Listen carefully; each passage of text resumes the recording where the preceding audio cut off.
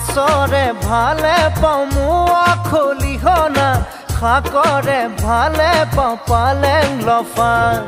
ছোৱালীৰ ভালে পাওঁ মিঠা বৰণৈ কঁকালাহি পাহি কুলত কটা তোকে দেখা পাই বাঢ়িছে জানৈ মনৰে ভিতৰৰ নৈ নিজৰা